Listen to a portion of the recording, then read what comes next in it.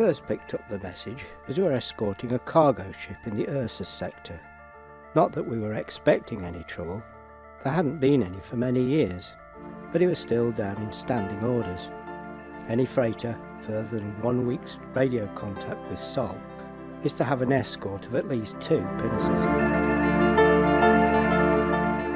Roy, the freighter's Sparks, picked up the message just as we were preparing to make the final jump. It was an automatic Code 1 emergency, so the freighter captain, being the senior officer, called for a conference on his bridge. Transferring from ship to ship in deep space is easy now with the Mark V HMT equipment. Mind you, as a cadet the Mark I gear had some nasty side effects, but that's another story. When we got to the freighter's bridge, Sparks had a rough fix on the message's source.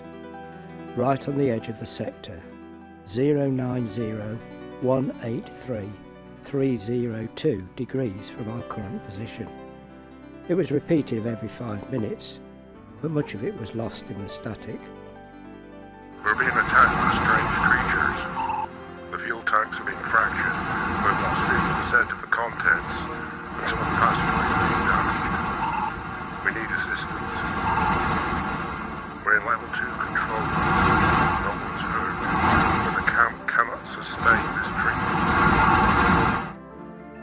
It was a recorded transmission, but the metadata was obscure. How old it was, there was no way of telling. We were almost at the end of our trip.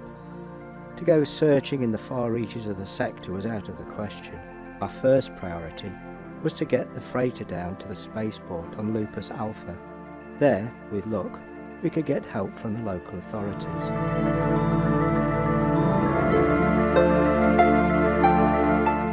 The jump brought us just outside LA's atmosphere. Well calculated, we're just lucky. Most likely the latter. Anyway, we were able to follow the standard landing procedure. Within 2 hours, the ships were down and the freighter being unloaded. Everything in triplicate, and hard copy too. Bureaucracy is the same everywhere. Still, my escort group got away early. The ground crew are pretty good on Lupus. For the freight crew, it was more complicated. The container had to be replaced with a new one for the return. Then, of course, everything had to be in triplicate and hard copy. We'd informed Lupus Control of the emergency message as soon as we were through the jump, but it was my responsibility to report in person. Taking my second with me, I borrowed one of the ubiquitous jet cars from the spaceport and drove to the control facility. It was situated on a hill to the east of the port, on the outskirts of the town. New Hayford, the administrative centre of Lupus Alpha, had developed around the spaceport. It still had the feel of a frontier town, rough and ready. The architecture ranging from discarded space junk to simple wood structures. The planet had an ample biomass. It had obviously been built with humans in mind. One of what at the time we called prepared planets. It was a good place, somewhere to settle. The meeting with the local officials went as expected. Of course they'd like to help, but couldn't commit any of their staff on a mission, however serious, that was outside their jurisdiction.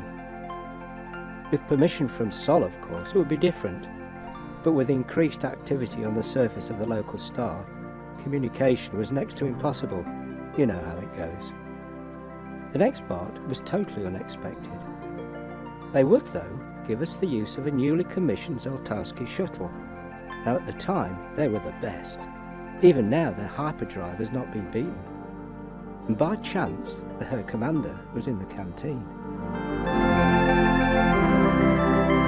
Commander Obed McFarlane was, to say the least, a bit of a character. He took us back to the port in a World War II Jeep, his pride and joy, next of course to the Zeltowski, his new toy. He had brought the Jeep up from Earth bit by bit, and built it here on Lupus. I will never forget that journey. A bit more of an adventure than the smooth air-conditioned one in the jet car.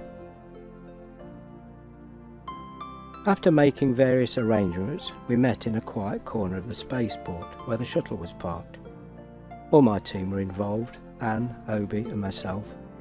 Roy, the freighter Sparks, joined us, and finally there was Commander McFarlane and his granddaughter Holly. The commander's motto was, "Take it easy and get there. There's no point in going off at half cock and ending up in the soup," he observed. "There may or may not be survivors. We need to do it steadily." The rest of the day was spent checking the shuttle and its equipment. There was a slight problem with the calibration of a new deep space navigation chronometer. Space-time is traditionally sol time, 24 hours to a day. Lupus has a day of 26 hours, or to be specific, 26 hours and 1/3 of a second. Now what is a third in decimal fractions? That was the problem. The chronometer chip didn't like it. Roy went back to the freighter to get his tool bag and used the sticking plaster and chewing gum method to fix it. Takeoff was arranged for early next morning. Everything was ready and had been signed for, in triplicate of course.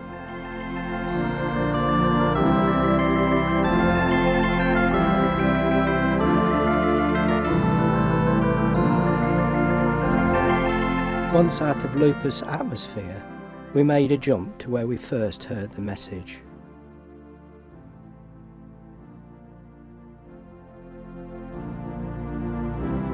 We ran through every available frequency, but the message had gone. Roy calculated that we needed to make a short jump on half power to the coordinates he'd got to get somewhere near the source of the message. The commander agreed to commit. Here goes, out of the frying pan into a new wineskin. I was beginning to realise why the officials on Lupus were so keen to let us take the shuttle and its commander.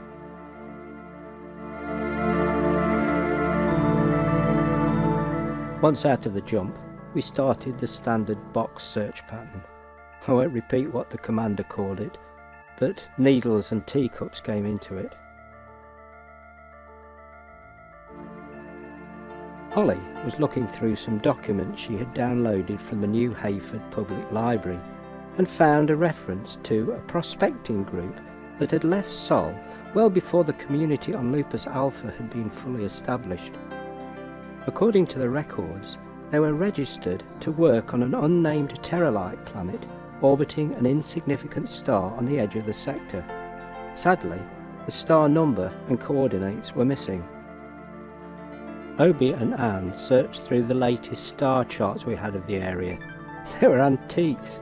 There was nothing more up to date than some produced by NASA back in the days of the Hubble telescope. The ship was on auto, set to follow the box, so the rest of us monitored the search instruments, as exciting as watching resin cure. This pattern continued for the next week or so, researching the old documents and star charts and monitoring the equipment.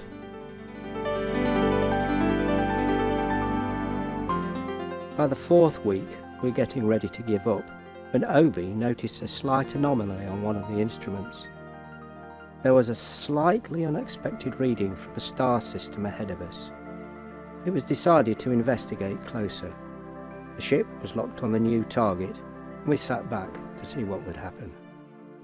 Some time later, we were sitting just outside the atmosphere of a Terra-like planet. Roy and Anne had finished the preliminary checks, and they'd all come out reasonably well. Obviously, this was one of the prepared planets. According to Holly's research, the last report that came back from the prospecting group had mentioned an area of interest in an area of steppe near the sea. "How much coastline has a planet got?" the commander grumbled.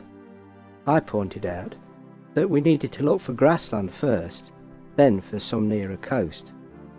Holly checked the results of the biomass readings and reported there were 2 areas of grassland, one in the southern hemisphere and a smaller one in the northern.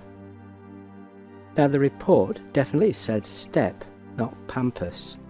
At the time, geographers were beginning to use the two terms to separate grassland to the north of a prepared planet's equator and that to the south, usually at about 60 degrees.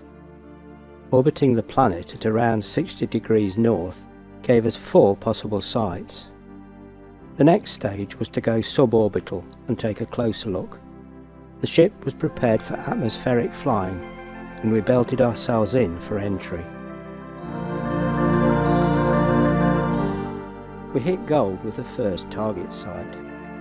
The instruments picked out buildings when we were 20 miles out. When we got the visuals, we could see that they were of standard but dated prefab design. The biodetectors registered all the usual life forms, but no humans. This was a prepared planet after all. You could expect all types of life forms found on Terra, nothing unusual, or so we thought. The Zoltowski was perfectly designed for this type of work and made a perfect landing close to the station. A final check of the atmosphere showed nothing untoward, so the starboard door was opened.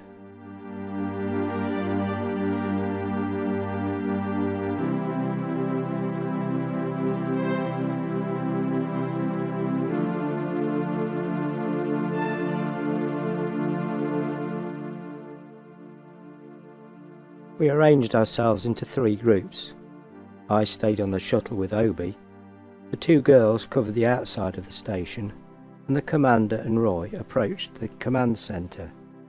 That was the location of any radio equipment and the source of the message.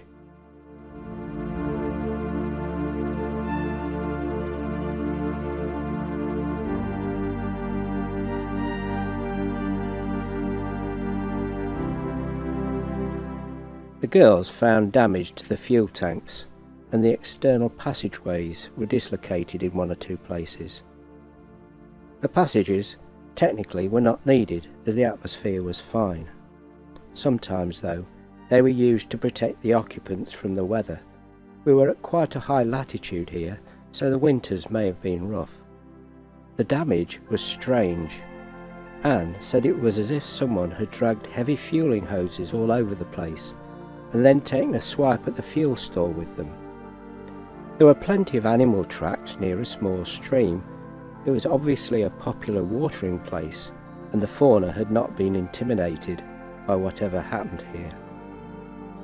The commander and Roy found the door to the command centre securely closed, but not locked. It swung open easily. The first thing they noticed, once inside, was the silence. Not even the slight hum of electronic equipment.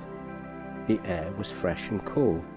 No sense of anything strange, except the quiet. They made their way up to the radio room. Here they found a recording device patched into the main transmitter, obviously the source of the message. Both were switched on, but they had no power. The design of these prefabricated camps was pretty standard. The main generators were supplemented by accumulators fed by a solar array. The lack of sound indicated that the Jenny was out, but why no power in the accumulators? They made their way out to discover the array. After some searching, they found it situated on the hill above the camp. Now the reason for the lack of power became obvious. Plants had grown over the collector surfaces of the panels, shutting out the sunlight. Roy made a start pulling the vegetation away, but the commander stopped him. "Not yet. We don't want to power the camp up. We have no idea what we might get started," he observed. Both parties were back at the shuttle just before sundown. Over the evening meal, corned beef hash cooked by yours truly. I'm a mean hand at corned beef hash, though I say it myself. As I was saying, over the evening meal, we discussed the findings of the day. The overgrown arrays gave us a rough time for the abandonment of the camp. It depends on how fast the flora grows here, but we reckoned it must have been at least 6 years ago, possibly more. We must have picked up one of the last of the transmissions. The signs the girls found were more difficult to interpret. Nothing from my own experience or the shuttle's massive database could explain the marks, other than, as Anne said, someone skipping with a fuel hose. Next morning, we aimed to explore the underground levels of the camp. The commander and Holly stayed on the Zaltowski to monitor the radio and other instruments, while the rest of us went into the camp. Because of possible danger, we put on our suits, though not our helmets and breathing gear. They offered some protection. In any case, our personal radios were built into them.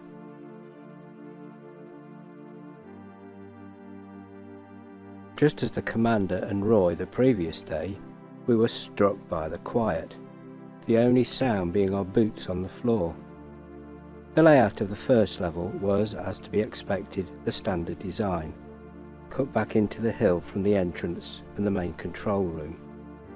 Mess room, medical room, canteen, and the individual sleeping cells. All the equipment was set out neatly, no sign of a rapid evacuation. The sleeping cells were the most telling. The bedding was there, but none of the personal effects of the previous occupants. The feeling of the place was odd too. We all commented on it later. Just peace and calm. We then made our way down to the second level. Here, we would usually expect a second control room, a generator room, and possibly, if the prospecting team were lucky, a gymnasium. As expected, there they were, and, as on the level above, nothing was out of place. The generator was good, but out of fuel. In a small workshop to the right of the Jenny room, all the tools were set out and ready for use. By early afternoon, we had finished our exploration and were back at the shuttle with more perplexing questions and answers. It reminded me of a story I once read when I was at school, about a sailing ship on the Earth called the Mary Celeste. I'd written a thesis on it, history from at least 2 centuries before the final war. The next step, we decided, was to clear the growth away from the solar panels and give the camp power. A few hours of daylight would give enough for the lights and smaller equipment. The following day's sun would bring everything else to life. With the power on, the camp was more alive, lights and all the hardware working. The generator, of course, was still down as there was no fuel, but that was a small issue.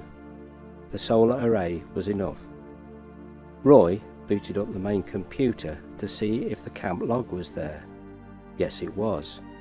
Everything fully recorded until the end of March 7 years ago. It appeared that everything had proceeded normally. Parties had extended exploration as far as 10 degrees off the equator. The reports were good. At the beginning of the month, there was mention of preparation for the celebration. That was normal, of course. We would all be involved with that wherever we were located. On the 27th, the first signs of something different. One of the biodetectors had picked up something unusual on the far side of the planet, at about 55 degrees north. On the 29th, both detectors were showing strong readings that one or more unrecognised life form were moving towards the camp. The log had been started on the 30th, date and heading, but no entry. From then on, nothing. The computer log showed that it had been switched off manually on the morning of April the 2nd. Why? In the meantime, we had moved from living in the Zaltowski to the camp. It made more sense. It saved on resources, and there was more room. We did rattle about a bit. "As snug as a bug in a pod," commented the commander. The full complement of the camp was 20. There were only 6 of us. The camp's dry food store was well stocked, and the water was excellent. While we were eating breakfast the following morning, Obi went up to the radio room to turn on the biodetectors. The one on the shuttle had shown nothing abnormal, but these were more powerful, and the two could be worked in parallel. As soon as they were out of the warm-up phase, indicator lights started to flash yellow. The rest of us rushed out of the canteen up to Obi. What was going on? There, through the glass, we could see them.